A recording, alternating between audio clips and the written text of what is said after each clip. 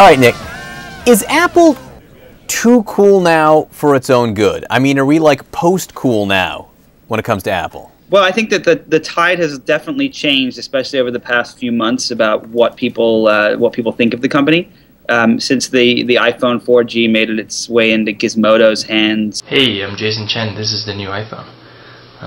Here are some of the new features. There's been a lot of sentiment, either pro Apple or negative Apple, based on the way this whole thing's been handled. Talk to me about the negative Apple sentiment. Not to be too slanted here, but give me the bad stuff. When Steve Jobs first went back to Apple in the late 90s, it was the underdog. I mean, it was literally the underdog in the entire industry.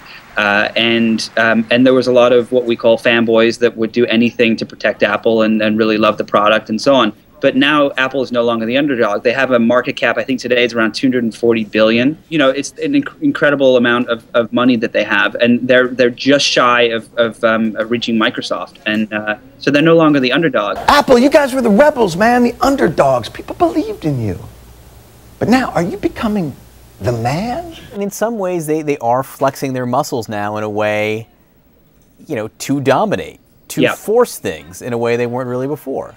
They're pretty much fighting with everyone. I mean, they have a lawsuit against HTC for some patent things related to the Google phone. They're definitely head-to-head with Google on Android versus the iPhone platform. You know, they still fight with Microsoft over Windows versus the Mac OS. So they're not really just the cute guys, you know, with the nice little fun things anymore. I mean, I don't think so. I mean, I think that they truly are a juggernaut at this point. So is it the age of Apple? Are we in the age of Apple? They are the Windows of the mobile world right now. You know, they are the ones that are running the show when it comes to mobile smartphones. And I think they're going to do whatever it is they can to continue to do that. And if anyone stands in their way, they're going to have to deal with Steve Jobs and Apple.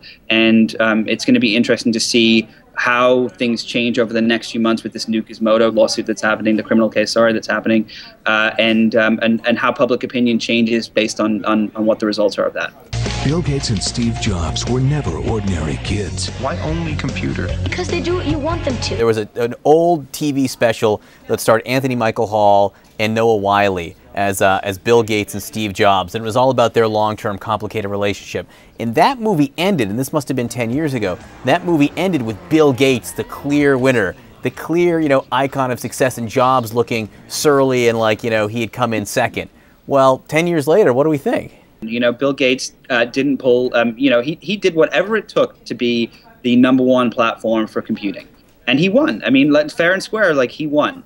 And I think that now the ball's in Steve Jobs' court, and he's doing whatever it takes to actually ensure that he wins this mobile war for the next 20, 30 years or whatever it is going to be.